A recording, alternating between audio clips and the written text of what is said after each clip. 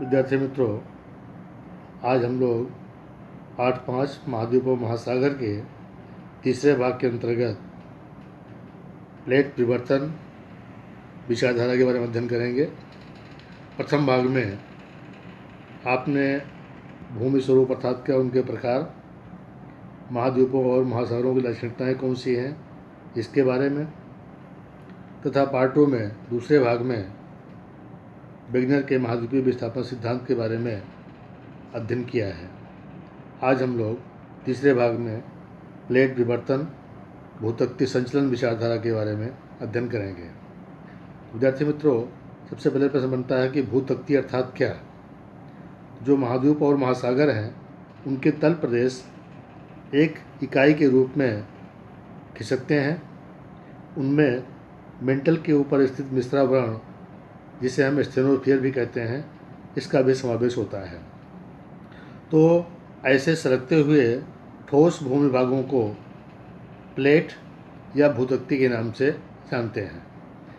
वैश्विक भूस्खलन अथवा संकुचन और चंद्रमा के कारण होने वाली जो ज्वारीय शक्ति है उसके प्रभाव से भूपटल के विस्तृत भागों पर महाद्वीप का प्रवहन, समुद्र का विस्तार आदि की जानकारी प्राप्त होती है।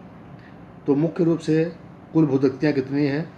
कुल भूतत्वियों की संख्या है 7। इसमें पहली भूतत्वीय है उत्तर अमेरिका की प्लेट, दूसरी दक्षिण अमेरिका की प्लेट, तीसरी पैसिफिक प्रशांत महासागर की प्लेट, चौथी यूरेशियन प्लेट, पांचवी अफ्रीका की प्लेट, छठी भारत ऑस्ट्रेलिया की प्लेट और सातवीं है अंटार्कटिका प्लेट।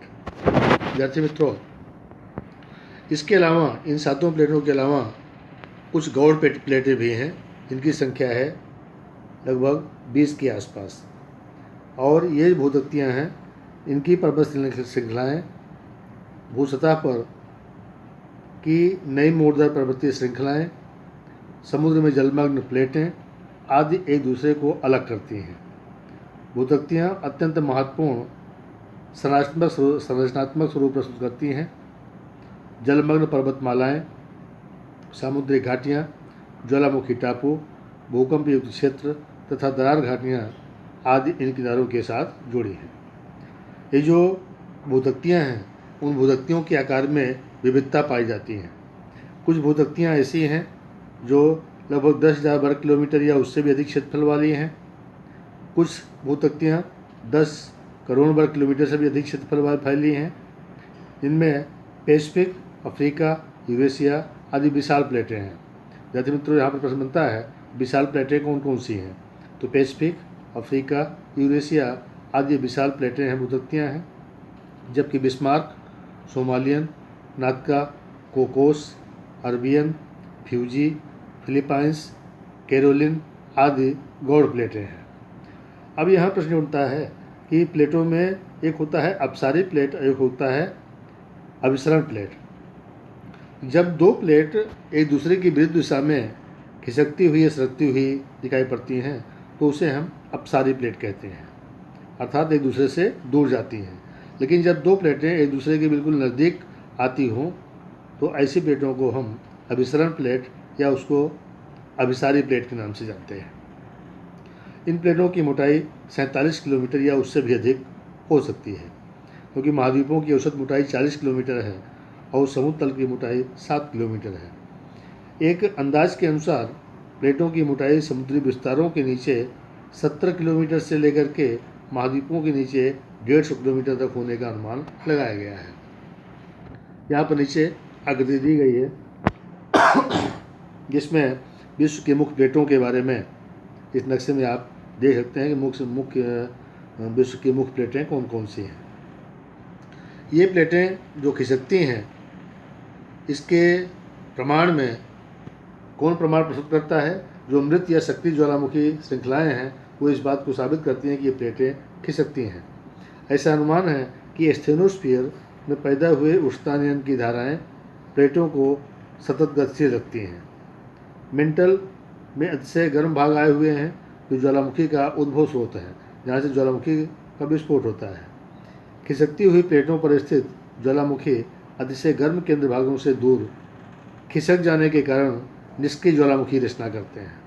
कुछ भूगोलवेत्ताओं ने भूतत्तियों के खिसकने की क्रिया के लिए उष्णता नयन की जो धाराएं हैं उनको कारणभूत माना है कि उष्णता नयन की धाराओं के कारण ही ये भूतत्तियाँ खिसकती हैं। उनके अनुसार मिश्रावर्ण में स्थित मैग्मा समुद्र तल की दरारों द्वारा बाहर एक नवीन समुद्र तल की रचना करते हैं और लावा के धक्के के कारण उस ढाल की दिशा में सरकते हैं। नए समुद्र तल सरकते हुए पट्टों का कार्य करते हैं और उनके ऊपर भूतत्तियाँ जो हैं प्लेटें वे सरकती हुई सीढ़ी की तरह अत्यंत मंद गति से खिसकती हैं। प्लेट विवर्तनिक विचारधारा में समुद्र तल प्रसरण और महाद्वीपीय प्रवाह इसको खंड प्रवाह सिद्धांत कहते हैं। ये विचारधाराएं इन विचारधाराओं को एक वैचारिक सूत्र में बांधने का प्रयास किया गया है। महाद्वीपों और महासागरों की उत्पत्ति तथा वितरण तथा पर्वत निर्माण की प्रक्रिया को समझाने वाली ये सबसे अधिक विश्वसनीय महत्वपूर्ण विचारधारा मानी जाती है। विद्यार्थी मित्रों, अब हम चर्चा करेंगे भारतीय प्लेट या भारतीय भूतत्ति का संचलन कैसे होता है। तो विश्व में जो कुल 7 भूतत्तियाँ हैं, इनके बारे में भी 7 के बारे में पढ़ा था आपने, उनमें से भारतीय भूतत्ति एक मुख्य भूतत्ति है। ये भूतत्ति भारतीय उपमहाद्वीप, ऑस्ट्रेलिया महाद्वीप, तस्मानिया, न्यूजीलैंड, हिंद महासागर का तल और पैसिफिक महासागर के नैऋत्य भाग के तल प्रदेश से मिलकर के बनी है। भारतीय प्लेट के उत्तर पूर्व तक खिसकने के कारण भारतीय प्लेट और यूरेशियन प्लेट के बीच में दबाव उत्पन्न हुआ है, जिसके परिणामस्वरूप हिमालय पर्वत श्रेणियों का निर्माण हुआ है और आज भी उसमें भूकंप आते रहते हैं। अप्रैल 2015 में जो भूकंप आया था वो भूकंप इसी प्रक्रिया की देन है। भारतीय प्लेट लगभग 75 मिलियन वर्ष पूर्व अंटार्कटिका से अलग होने का अनुमान लगाया गया है। इस प्लेट ने आज तक लगभग 5000 किलोमीटर की दूरी तय की है, ऐसा माना जाता है। भारतीय प्लेट के उत्तर में हिमालय पर्वतमाला तथा पश्चिम और दक्षिण में हिंद महासागर में जलमग्न पर्वतमालाएं आई हुई हैं। अब यहाँ हिंद महासागर के तल में 90 ईस्ट श्रृंखला और मेस्कारेन श्रृंखला आई हुई है। ये श्रृंखलाएं वैश्विक ज्वालामुखी के पट्टे के शाखा स्वरूप में है। विद्यार्थी मित्रों, यहाँ पर प्रश्न बनता है कि हिंद महासागर के तल में कौन कौन सी श्रृंखलाएँ आई हुई हैं। विद्यार्थी मित्रों, इस प्रकार प्रथम भाग में भूमि स्वरूप, महाद्वीपों महासागरों की लाक्षणिकताएँ, दूसरे भाग में वेगनर का महाद्वीपीय विस्थापन सिद्धांत और तीसरे भाग में भूतत्ति विचारधारा और भारतीय प्लेटों के बारे में आपने अध्ययन किया। इस वीडियो को 1 बार 2 बार देखिए और समझकर जो प्रश्न दिए गए हैं उन प्रश्नों के उत्तर अपने नोट में लिखकर तैयार करें। धन्यवाद।